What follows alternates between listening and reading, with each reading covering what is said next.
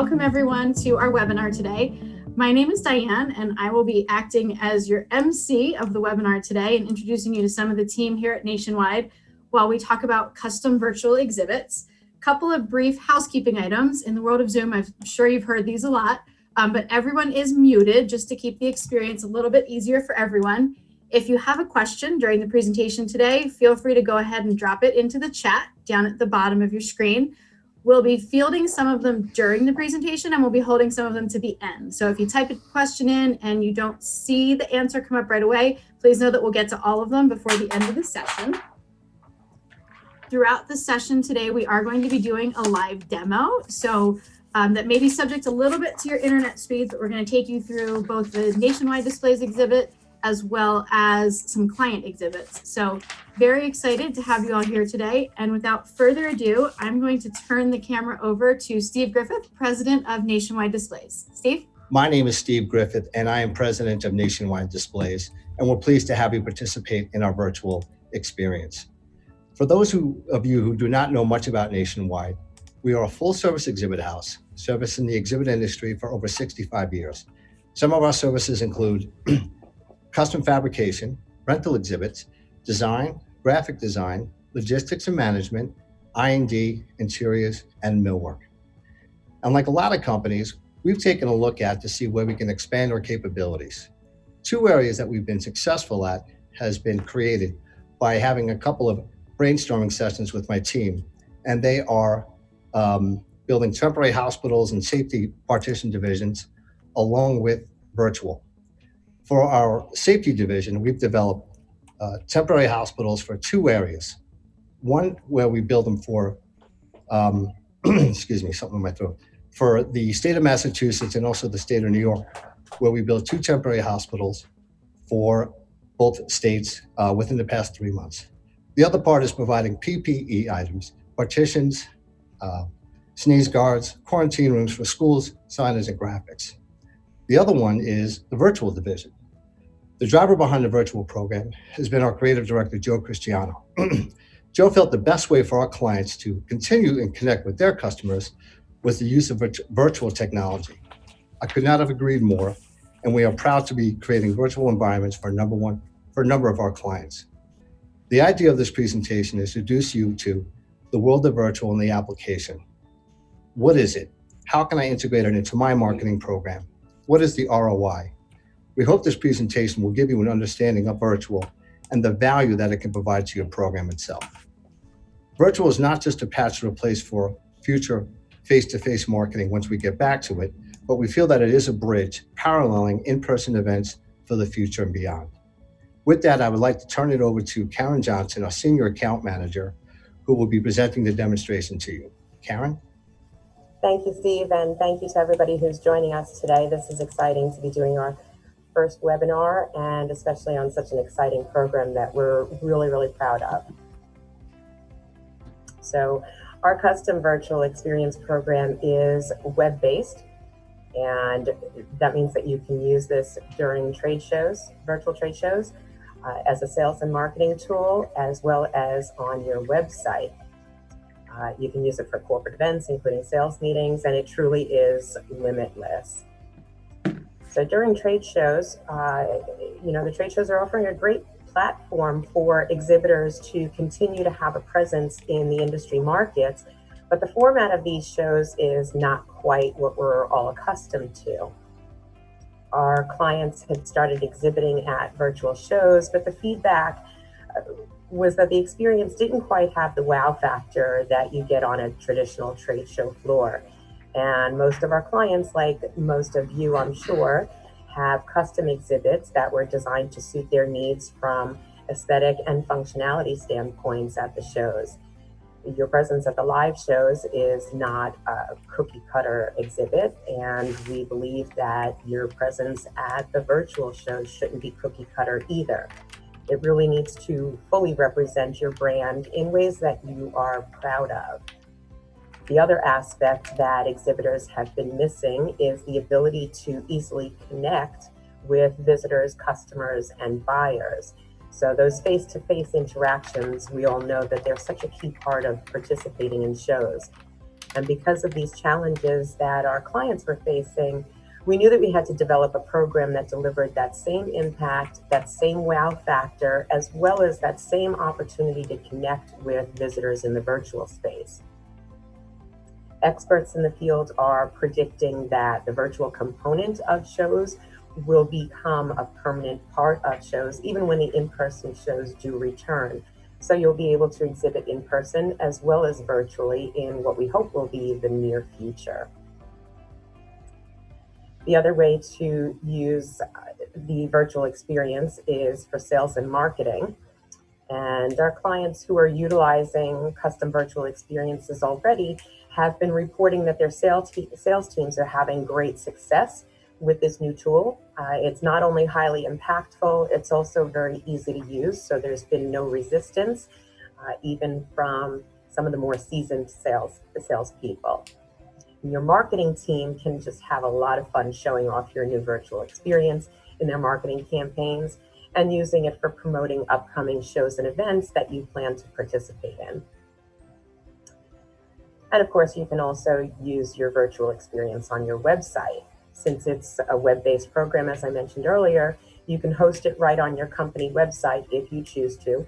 We can also host it for you, or you can go through a third-party hosting company. But if you host it on your website, it truly enhances your website visitors' experience when they're welcomed into your uniquely special world. This program can be linked to your Google Analytics account as well as to your CRM.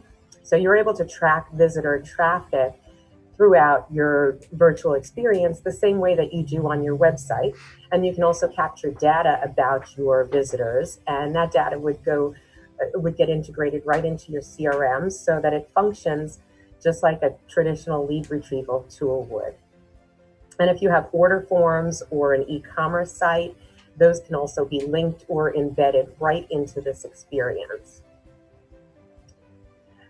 I'm going to be doing a high-level demo for you today, and I'll show you several of our custom virtual experiences that we've developed, including some for ourselves for Nationwide Displays, as well as a couple for our clients.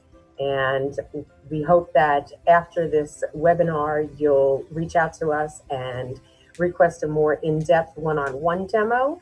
But this should give you a really good idea today of what this program has to offer. What you're seeing on your screen now is a basic icon legend, which shows some of the icons that you'll see as I take you through the demos. And your virtual experience can also have an icon legend that we would create for you, and you can have either custom or standard icons, and we can have this legend right on your experience so that your visitors can understand how and where they can move through your space and interact with it. Here you're seeing an example of the toolbar that will appear at the bottom of our demos. Excuse me. And this legend explains what these hot button features are, what their functions are, so that, again, your visitors can navigate through your space with ease. It also helps to ensure that it is user-friendly for visitors of all ages. So now I'm going to take you over to our demo. Give me one moment.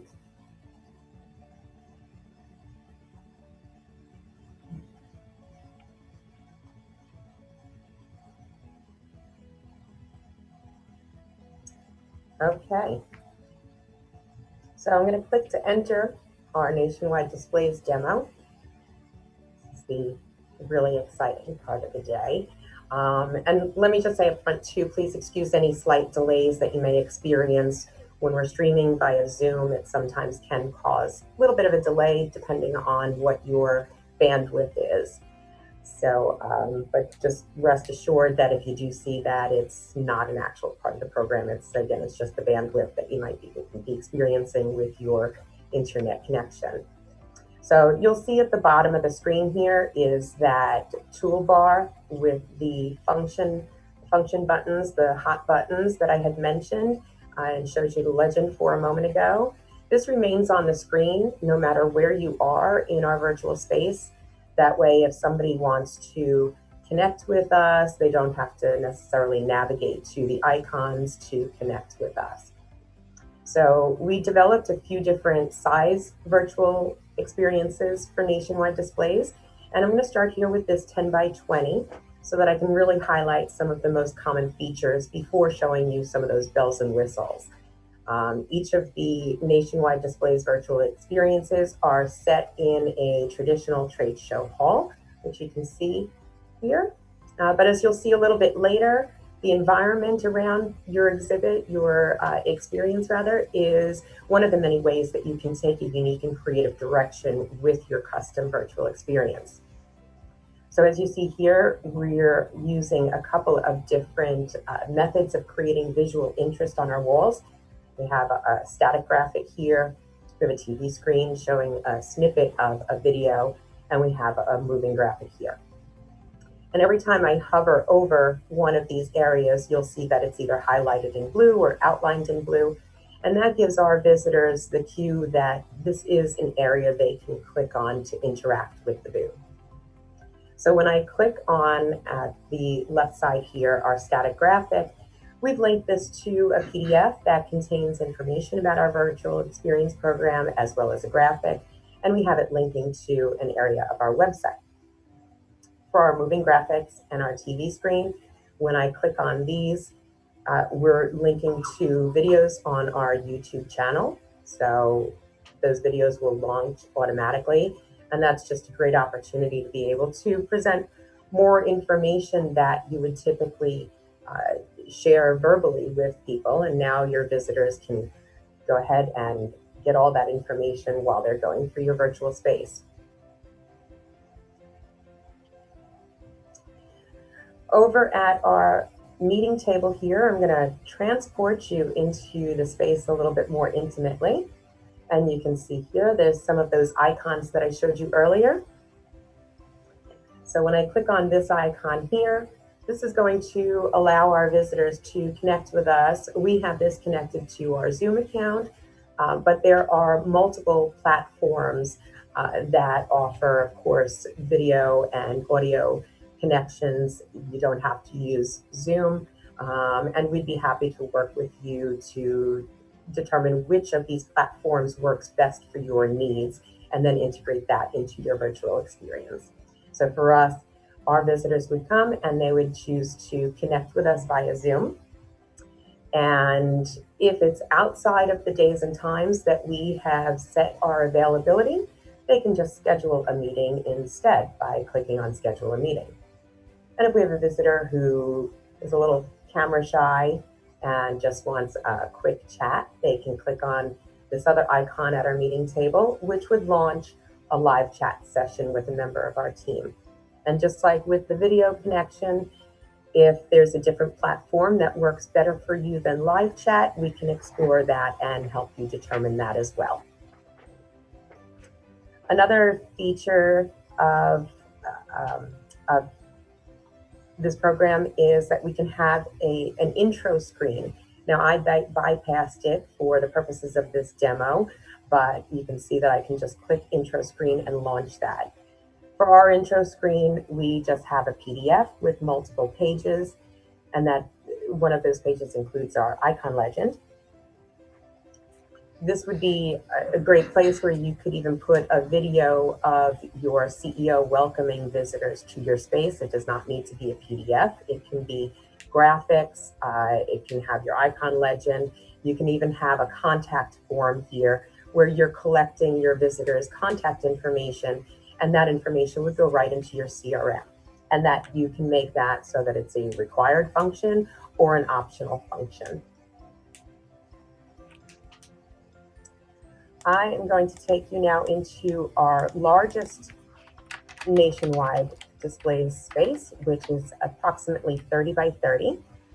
And as you can see in our larger space, we're able to have more features. So there's more of these navigational hotspots that move us around through our space.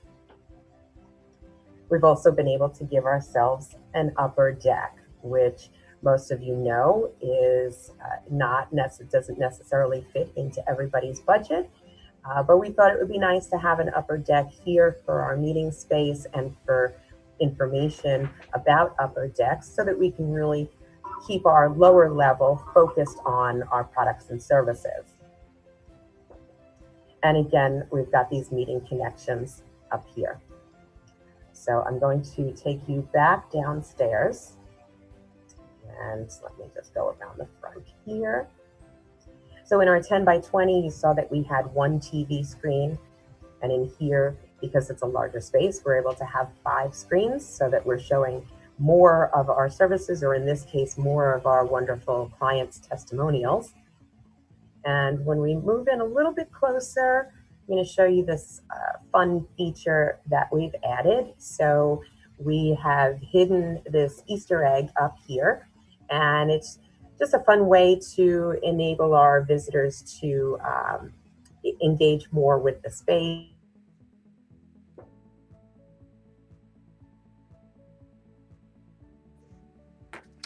Oops. Click on it to win something. Maybe it's a discount code, or maybe it's some swag. We all know everybody loves trade show swag, and it is one of the fun pieces that's missing now that we're doing virtual shows. But we also know those people who come to our booths just for the swag. And so one way that we can help reduce that is by using sort of gamification technology. So maybe that hidden object doesn't appear in the experience until they've clicked on a certain amount of elements, or maybe they have to watch 3 videos before it appears. And if we're using our virtual experience at a show, maybe it's a multiple day show, we can change the location of the object from day to day. So now I'm going to take you into one of our clients' virtual experiences. This is Chosen Foods. I'm just going to use this toolbar over on the side here to turn off the beach sounds that are playing in the background, which of course you can see that the Chosen Foods exhibit, or experience rather, is set on a beautiful beach in Mexico with that sunshine.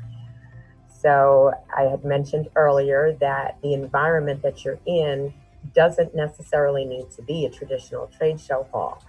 This is especially valuable when using this as a sales and marketing tool, or on your website when you're not participating in a trade show. So Chosen Foods has been a client of ours for several years now, and we've built 2 physical exhibits for them. The second one, however, was meant to debut at a show this past March, which of course the show was canceled. And so at that point, Chosen Foods knew that they needed another platform on which to debut their new products, because at that show every March is when they debut and launch their new products. So the shows that they typically participated in started to offer a virtual option, and immediately Chosen Foods realized they needed to elevate their presence at these shows the same way they do at the physical shows. So their new physical booth has a similar look, feel, and functionality to what you're seeing on your screen here. But we were able to have a little bit more fun, and we weren't restricted by show rules and regulations. So we're able to have a 16-foot high overall display in what would be an inline space, and 20-foot high avocado trees. I mean, how exciting is that? That we're not bound to those rules and restrictions anymore. So, and as I mentioned, the beach, it's even when they're at the trade shows, it's still a lot of fun and really helps them to stand out with this kind of setting behind them. So I'm going to move you into the space over on the right side, and you can see that we've lined their shelves with their product. And so this section here, you can see it's highlighting when I hover over it, and it shows all of their new products. And on the other side here, we've got their classic products. So I'm just going to click on their new products, since this is what they would typically be showing and focusing on at the shows. The product on the shelves is being able to display their product is such a huge part of why they're participating in shows. And it's a requirement of their sales and marketing initiatives. You've got to be able to show what you do and who you are. So this allows them to highlight that. So Chosen Foods had created this information through their CRM.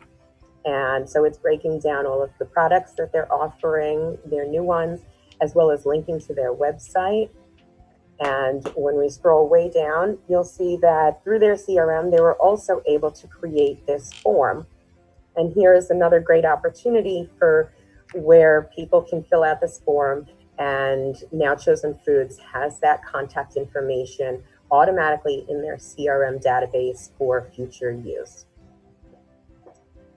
And Chosen Foods has reported to us that their virtual experience has been so successful so far that we're in the process of developing additional programs with them. This particular experience that I just showed you has been used in Canada, in the Canadian markets, and now we're developing a totally separate one to be used in the US market. So that's pretty exciting too. I'm going to take you into one more of our clients' virtual experiences, and this is for Banco Dental. So Banco Dental came to us about 5 weeks out from the biggest industry show of the year. They just felt a bit underwhelmed by the virtual space that was being offered by the show. It really didn't allow them the opportunity to highlight the many products and services that they were looking to offer at the show. And since Banco has several divisions of their business offering large and small dental equipment, dental office design, financing, there was a need for a cohesive but clearly defined areas for each of these divisions. So as we enter their space, you can see that each of these divisions is highlighted under these hexagon ceilings, if you will. One of the coolest features of this experience is right here in the front. You'll see here this large dental seating that I'm sure you all recognize this. You've all sat in this a million times, and we've 3D modeled it for this space. So it's not just a flat image, which is what a lot of the shows are offering, either flat images or no images at all. This is 3D modeled, and the blue highlighting tells us that we can click on the equipment to learn more about it. And in this case, it's bringing up a video that does talk more about this equipment.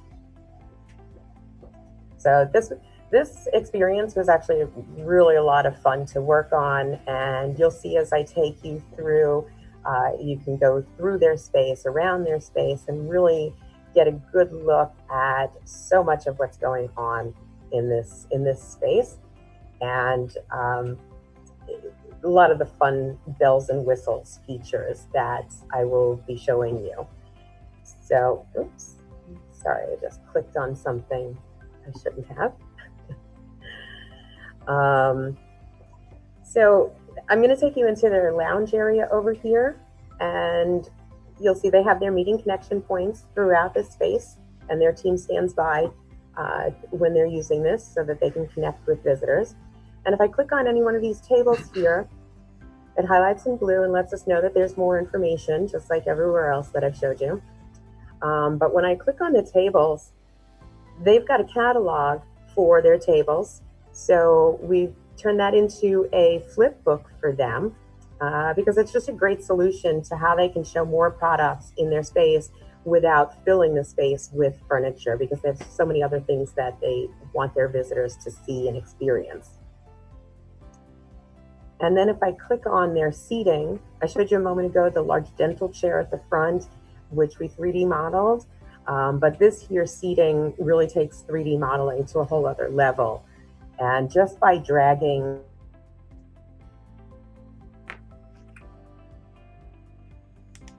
angle, and this really helps their buyers to know if this is a piece of equipment that would work for them. So with just the right input from Banco Dental, we were able to develop that feature for them. We're going to come over here to where we've got some more of their equipment. So I'm just going to go over to this area. And here's 2 more pieces of equipment on the tables. And for both of these, we 3D modeled them again. And if I was to click on this one here, it would bring up a spec sheet. So our visitors, their visitors, when they go to their physical booth at a trade show, they would probably be handed a spec sheet.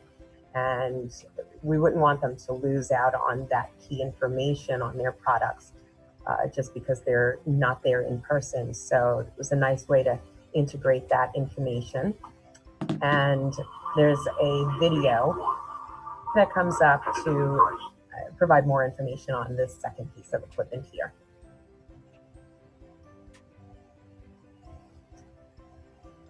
Just going to switch over for a moment.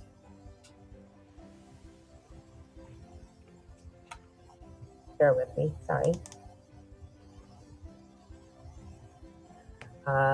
So those are the experiences that I really wanted to bring you through today, and just going to bring this up to highlight. Let's see, are we seeing the virtual experience header on the screen now?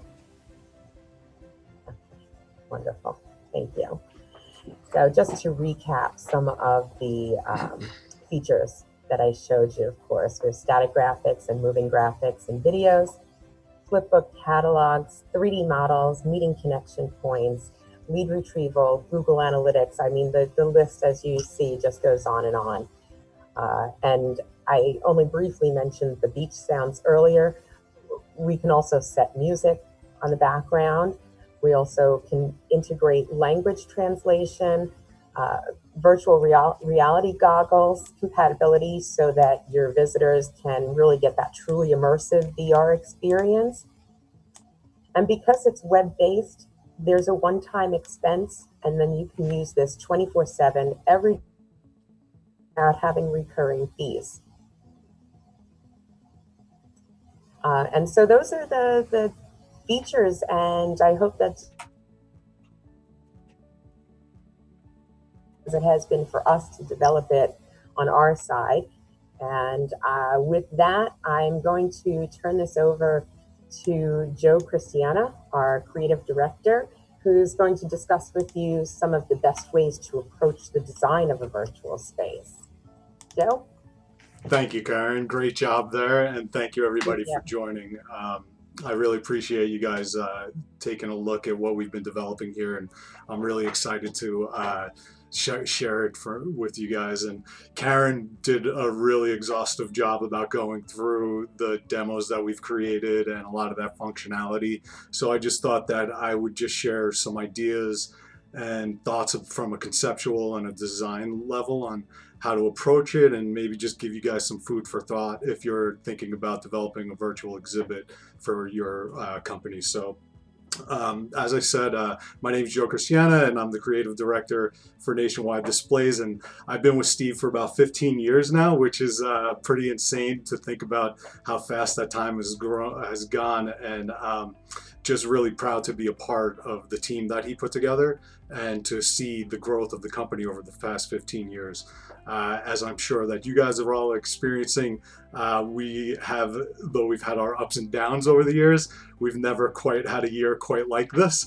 But it just goes to show of the dynamics and the versatility and really the trust that Steve has in his team members, that we've been able to build this program so quickly. And we were really one of the first on board in developing it as soon as everything hit back last March, and we started jumping into it almost immediately as soon as the show started to get canceled.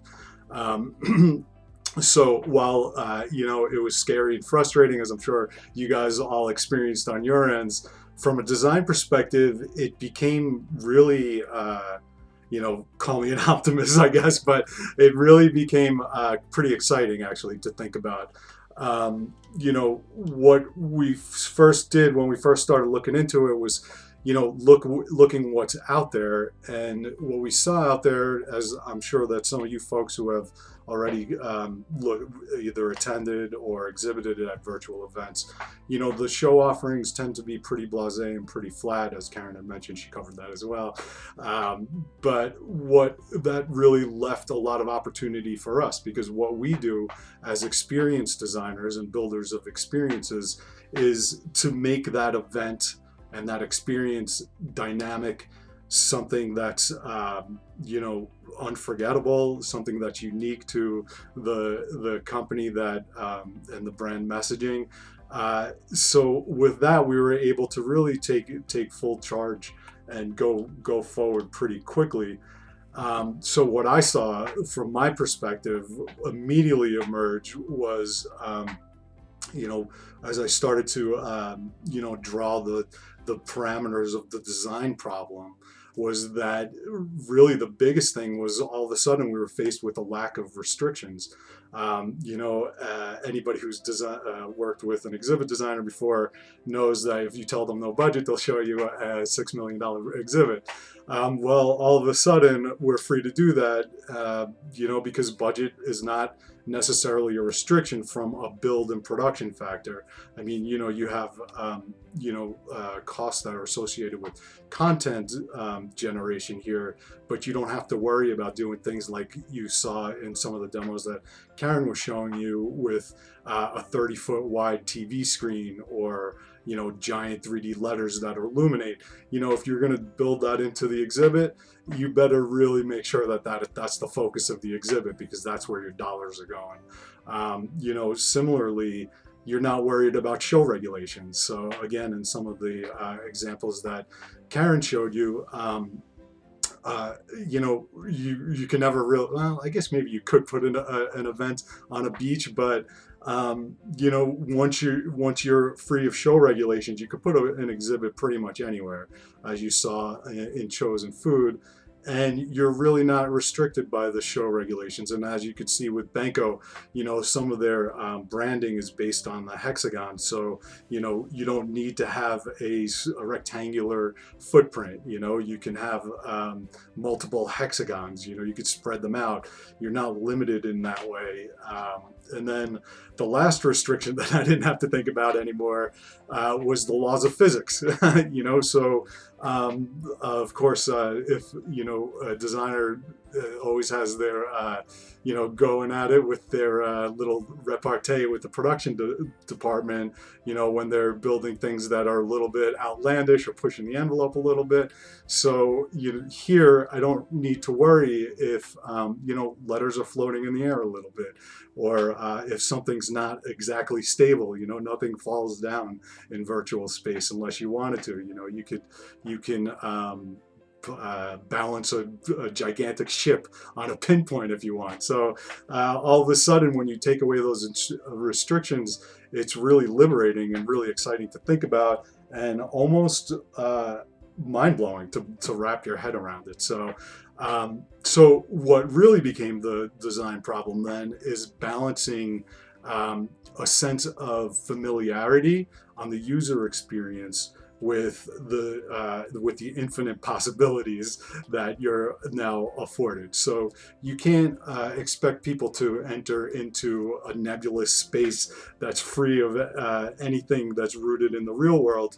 So what we try to do is try to enhance, simulate the experience, but add enhancements to that. And finding that balance is going to be different for every project. If it's if it's a science or a very technical type of company, you might want something that's really rooted in the real world, something that feels solid and familiar. And if you're a company that's a little bit more whimsical, you can, have cartoon characters floating around in the space. So those are just some of the ideas that kind of my design department has grappled with, and they really need to be conscious decisions of how far you could push those boundaries and where you want to kind of relate it to the real world. And what I suspect is, as the virtual event continues to grow and people become more familiar with them, I feel like you'll be able to push those boundaries a little more and more.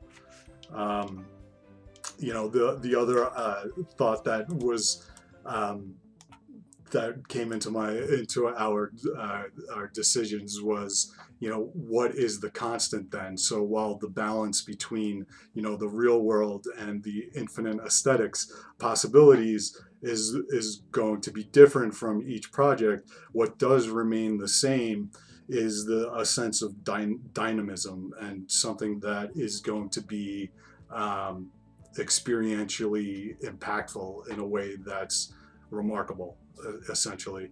And with that meant not rethinking, again, free of some of the limitations. Very rarely is there a use for a still graphic. Anything that you click on can be movement. It should have sound into it. And so while my background is in architectural design and graphic design, Steve can attest to this. I've had a continuing love affair with creative disciplines that span the spectrum from video production and video making, illustration here and there, even sound design. So all of a sudden, my job wasn't just exhibit design per se. It could carry over into all of those other elements, multimedia design, video production, video editing.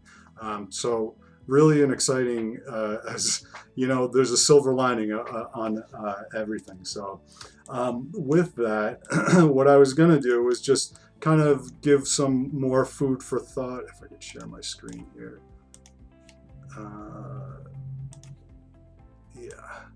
Some more food for thought with some different types of applications. So we used exhibits as a sort of point of reference on taking you through what some of the functional elements would be. But you're not limited to that, of course.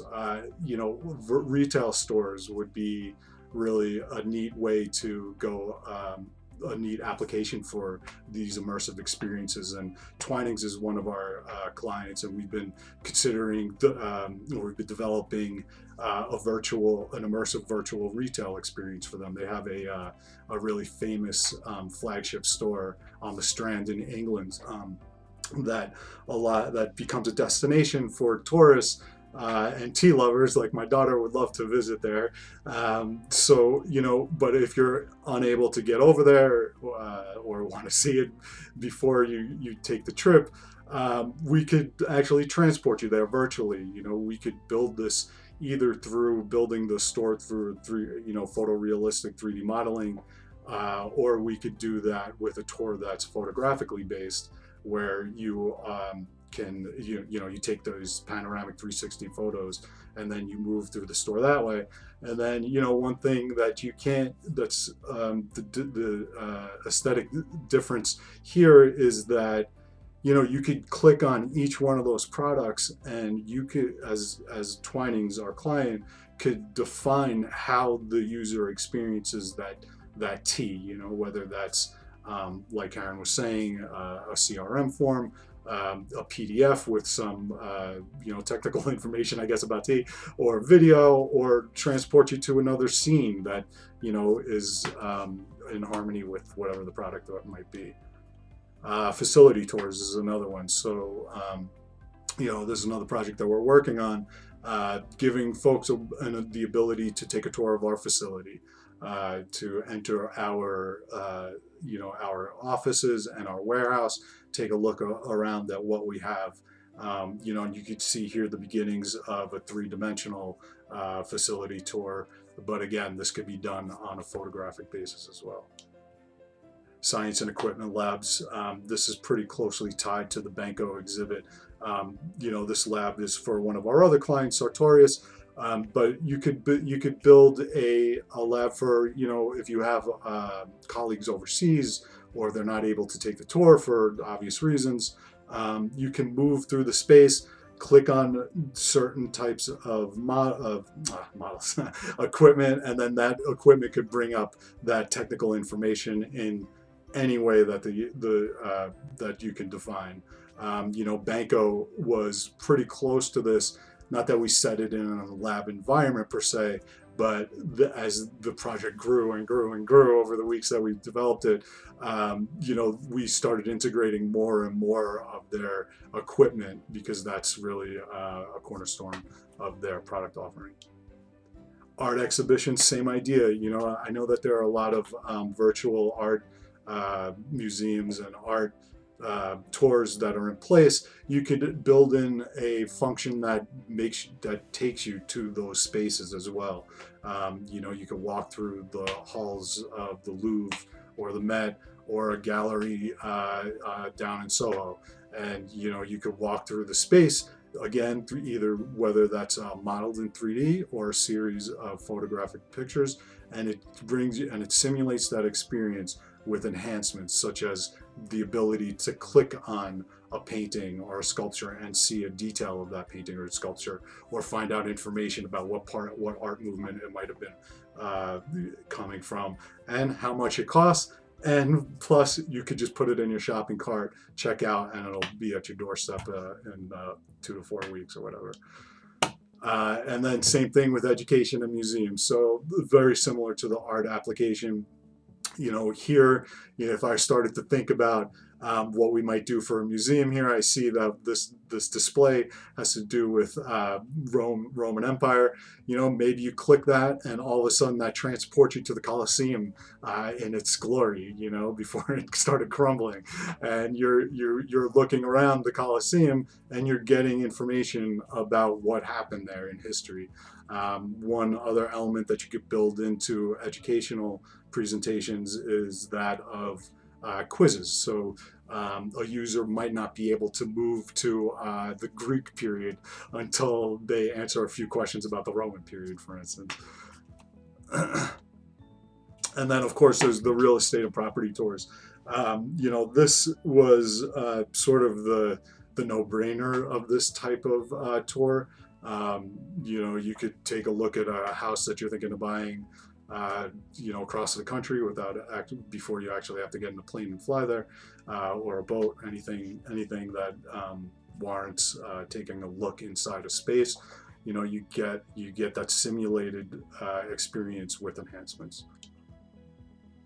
And then, as Karen brought you through a couple of exhibit examples, and she touched base on this, so based on the existing properties that she had mentioned, we based the virtual exhibit for Chosen Foods on the actual exhibit that we had designed and built for them. But again, enhancing that based on the lack of restrictions, and pushing that envelope where we might putting it on a beach, of course, that's obvious, but then also making the back wall open so you could see, you have this open air field that you could see the surroundings, or rising up it onto a deck, which typically you would never do in an inline exhibit. And then the pie in the sky concept, which we touched upon a couple of times. Banco didn't necessarily need us to reference or want us to reference their existing exhibit properties. So it kind of grew, I guess, organically, in a sense, where they kept feeding us requests and giving us direction on what they wanted to incorporate. And we built the shell, and they filled the shell with the information about their products and all sorts of ways which we've already went over. So some of the services that my team and I have developed were exhibit design, of course. That's a constant, no matter what, whether that's in the virtual space or the physical space. We've also developed capabilities for content graphics and motion graphics, also video editing and production, the interactive design, so any of the interface that you see that could really be customized. You know, we kept it fairly standard throughout here, but you could really get into doing some interactive design with your project as you know, as it grows. And then microsite design, which is really just building a web page around the exhibit itself, where the exhibit can live inside that web page and be embedded upon it. Okay, and I think that's it for me. I know that Diane's going to take a few questions. If anybody has any questions, I'm totally happy to answer any. Great. So we have had a few questions come in over the text chat. So I'm going to go ahead and get started with them. The first question that I'm going to throw out there is around lead time in the process. So what's the lead time for a virtual exhibit? What's the process to developing the virtual booth? And are there any guidelines that need to be followed when people are just getting started in the process? So a typical lead time would be about 6 weeks, which of course, as you know, is much, much shorter than for designing and building a physical exhibit. So it's been exciting. I had mentioned earlier that Banco Dental came to us with just 5 weeks to their show, and developing a 60 by 60 in that time with the amount of features that went into their experience was a fun challenge. I don't know if Joe would use the word the same words, but I think he would. So it's about 6 weeks. I'll let Joe speak a little bit more to how he approaches creating these designs. Fun would be one word for a 6 week the 6 week turnaround of that. But yeah, it's a quicker process because I don't necessarily need to turn it over to production. Production obviously doesn't need to build it, although the build comes in the interactive phase. So the process typically works like you know, your typical exhibit design, where we would design the exhibit for you, and then we would go through the approval process. And then once that exhibit is designed, the difference in this case is that it becomes locked in, because once we move to the next phase is rendering the panorama views, which is the sort of the environment of it. And that's a pretty lengthy process just from a CPU processing time. And then once that's done, it moves into the interactive design. And then by the time that we're there, we start talking about content design. And sometimes, well, we've worked in both ways where, you know, we could create the content for you guys. We can just integrate content that is coming from your end, or we could do a collaboration where, you know, there's a little bit of both, kind of similar to the way that graphic production works in exhibit design. So. And our initial conversations with our clients are similar to how we would approach any trade show or millwork or any other type of project, an office interior, where we, you know, we work with our clients to understand what their needs are, what they intend to use the space for, and where they may need to grow at some point, so that we can, you know, really get that big picture of how big the space needs to be and what needs to go in it. Are we filling areas with video, with text information? If they need separate meeting areas, highlighting new products and services. So those early conversations start out very similar to any other type of project that we've been working on for 60 plus years. Great. Thank you so much, Karen and Joe. Actually, Joe, you answered a question that I had about the graphics. So you answered 2 in 1 with that one. Thank you very much for that. So another question that came in was, does the Nationwide virtual platform work within the variety of platforms conference associations are using? As far as, can we use it at any of the virtual shows? Yes. Yes, absolutely. So different shows are handling that in different ways. And right now what we're seeing is some shows are offering a virtual space that is the same for every exhibitor.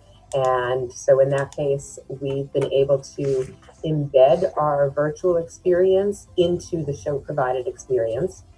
And then there's other shows where when you get to their landing page where it displays all of the exhibitors' logos, we're able to have our custom experience launch right there when you click on our logo, rather than going through a show provided space first. And and we can also link directly to it through our social media and on our website. So and also in our virtual experience, we participated in one show as an exhibitor where we actually had at the bottom of our experience, one of our hot buttons linked you back to the show's landing page. So there's all different ways that it can be worked depending on what the show is offering or requiring. So a question that came in addition to that is for shows that aren't allowing vendors to input on their own booth. So if there's a booth specifically that the association is requiring them to use, can you create a trade show booth that's pretty much a glamorized presentation for their own audience? Oh, absolutely. Or right in the show provided space where you're able to enter your company information, you can put a link directing people to your custom virtual space, that we have hosted, or that they're hosting themselves, or on their website. So there's always a way to bring show visitors to that space. Yeah, it's simple enough as it's an embed code essentially. So what Karen was referring to is, great for the show that we went to, for instance, they allowed you to put in your company description, and instead of putting a company description in there, or we put in a short company description and then just took a short embed code, put it right in there, and then all of a sudden, even though we weren't technically supposed to be having a custom exhibit, it was really a basic landing page that they gave us. What was showing when visitors visited our landing page was our custom exhibit. So it's super easy to do that. And if a certain show doesn't allow that type of functionality, you can just link to your custom exhibit via a very simple URL. So another question that we have is, are virtual booths difficult for food companies and other companies that sell products and or have taste samples in their booth? Can you talk a little bit about how those types of companies could utilize one of these virtual booths? Yeah, I think the Chosen Foods booth is a good example of that. So you were able to see that they have their products in different sections, their classic products, their new products. If they wanted to have more product lines on display, they could certainly do that throughout the space. And that only piece that's missing is not being able to taste through the virtual space. But our clients we do have a lot of clients in the food industry, and they've been finding some really creative and fun ways to get products out to their visitors in advance or shortly after their events and shows. So they're still able to tie that all back in. And by having that custom virtual experience available to them any day of the year, any time of the day, they're able to invite these customers and buyers and prospects back to their experience once they have those samples in their hands. Great. And a follow-up question to that is, are you able to add e-commerce directly into the booth? So can people sell directly from the booth? Absolutely. So we have the e-commerce sites tied into several of the experiences that we've developed. The Chosen Foods one, for example, you saw that there were links under the products to go to their website. We could easily link to an e-commerce site that way as well. Or it can be embedded right into the space. Super. And another question that we have that came in is there a spec sheet available with design options for moving forward into 2021? Kind of like a list of the features that are available? I think so, yes. Yeah, the summary slide that I showed offers a recap of the majority of the features that are out there. But so when the webinar is over and we post it, we'll also be sending out an email to everybody with a link back to watch it again if they want to. I'm happy to send that information out to anybody who is interested in that. So yeah, and there's always features that are being developed. When our clients ask us, can you do this? No, not yet, but we will figure out how. So if there's a feature that you're looking for that's not on that list, just let us know, and we'll definitely get right on that. We also, just to Karen's point too, so when we start a project, we also start with a questionnaire, which asks those questions. Would you want e-commerce? Would you want CRM? So the answer is that we treat these projects like we treat our custom exhibit design. So everyone is gets our personal attention.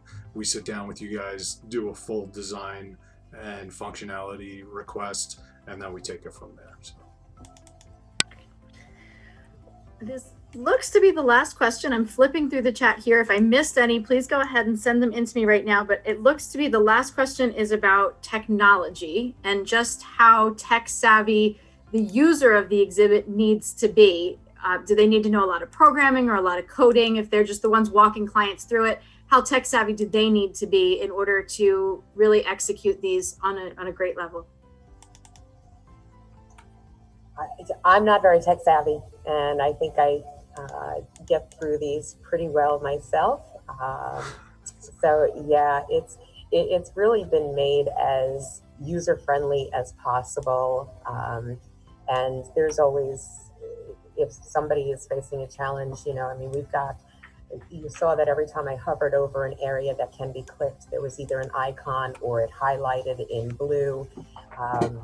And there's the legends at the beginning that can let everyone know where they can go, how they can access this. But if there's other ways that we can make this even easier for anyone who's struggling with it, by all means, let us know. We're happy to do whatever is needed to make this. The whole idea is for this to be a tool that can be used every single day, not just at the trade shows a couple of times a year. So, we want this to be able to enhance what companies' sales and marketing teams are doing. And so it's got to be as easy as possible to get the widest reach. Great. I don't see any other questions coming in on the chat, so I'm going to go ahead and wrap it up. I think that Karen's going to pop a slide up for us that has all of our social handles, because we would love to see all of you on our social media channels moving forward. We are going to be sending an email out to everyone following up this webinar with a link to the presentation so you can watch it again and see all of those slides in your own time. But we do post a lot of tips and a lot of things that you can use to build your virtual exhibit on social media. We are also going to be hosting another webinar in the near future, integrating virtual exhibits into live shows, how to produce your own event. So stay tuned on email and social media for that. And we would love anyone that is inspired to start planning their virtual event today to drop us your contact information in the text chat. I know Karen and Steve and Joe would love to get on a virtual call with you and start discussing your project. So free consultation for anybody that's looking to get started. All you have to do is drop your name into that text chat. Karen, Joe, or Steve, any final words before we sign off? Just thank you, everybody, for taking the time to participate in this webinar. We hope we did educate you, and we appreciate your time. Thank you.